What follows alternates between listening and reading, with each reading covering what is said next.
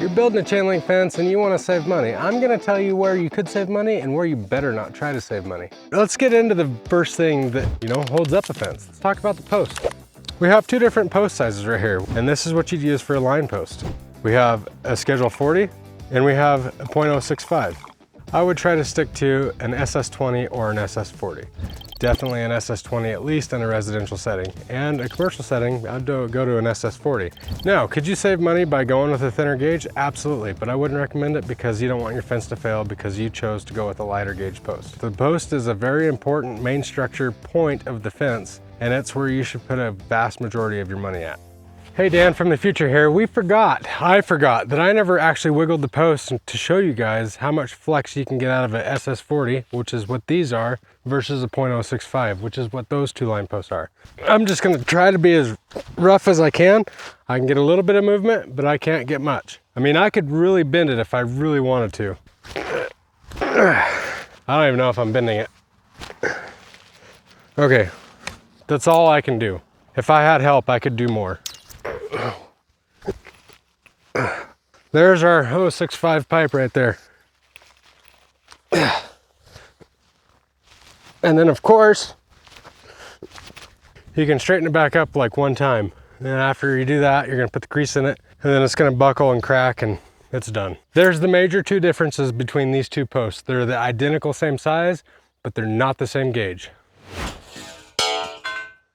Now, what's another area that you could save a little bit of money? You could save money on top rail. You could downsize the size of your top rail using less material and using the same gauge. These two are both .065. They're both a swedged in top rail. This one that I'm pointing at right here is 1 5/8. This one that I'm pointing at right here is 1 3/8. The 1 3/8 is gonna bend a little bit easier. So if you have people that are climbing over your 4-foot or 6-foot fence all the time, what's gonna happen is people typically, when they climb a fence, they don't go to the strongest point. They don't try to climb at the post. They don't care about where they do it. It's typically in the center of the fence. They put their foot on the chain link and they hop up. And then you can see that that top rail right there is starting to sag a little bit. So over time, the more time that people climb over your fence, the more that top rail is gonna buckle. Absolutely, you could 100% save a little bit of money by going with a smaller diameter top rail and not go with the more expensive 1 5/8 to make it a little bit more wallet budget friendly. But be aware, you may have to later on eventually replace a couple pieces of top rail, but it's not that big of a deal. It's a lot easier than replacing a post. We're gonna talk about fittings. Here we have a whole bunch of different fittings. We have an 1 5/8 pressed steel rail end, and it's probably gonna cost a little bit more than an 1 5/8 aluminum rail end. This pressed steel is going to be stronger than the die cast aluminum, but they're still both going to do the same job. Maybe you could save a little bit more money by going with your aluminum. It's a little bit cheaper. So the rail end terminates the top rail into the post, or top rail and brace rail if you had a brace rail.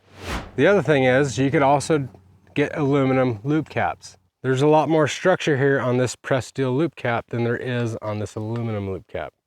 So now this pressed steel loop cap,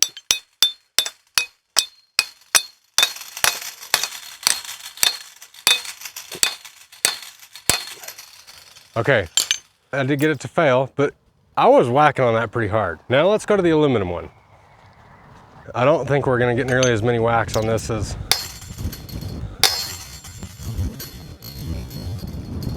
So there you go.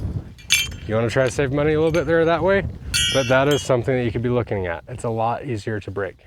I do like the pressed steel a lot more because it does hold up a lot better. One other way that you could save a little bit of money on a fence is not running a bottom tension wire. It's your fence. If you think you don't need it, maybe you don't need to absorb that cost and run it. A bottom tension wire is to hold the bottom of the fabric in line and keep it from bowing out. So if you had a dog that was continuously digging at the bottom of the fence and trying to get out, as it continues to happen, it's going to curl and buckle out. And that's what that bottom tension wire is going to prevent. Now, if you think you don't need it, maybe that's a cost that you don't need to absorb. It's up to you. Now, if it's something that you don't think you need, and then later on you're like, I should probably add that bottom tension wire. It is a pain in the butt to add a little bit later, but it's not impossible. As for us, we always install chain link fence with a bottom tension wire. What about post caps? I mean, there again, you know, if you wanted to save the $2.50, whatever it is that they cost, you don't have to put it on. It's gonna fill with rainwater. It could freeze, expand, burst at the bottom. I have seen that. And it is a place to put your hand, and you could potentially cut yourself. So you're open to cuts and abrasions if you don't put a post cap on. Do you have to have it? No. Does it look like a finished product when you do? Yes. If you're on a sidewalk and people are always walking by your fence, I wouldn't cut that cost out, put that cap on, keep people from trying to cut themselves on your post. All you're doing is preventing the lawsuits. I think we have one more thing that we can talk about, and this one, I'm okay with either way, whichever one you want to go on this one, and that is your wire. You can save money by going with a lower gauge wire.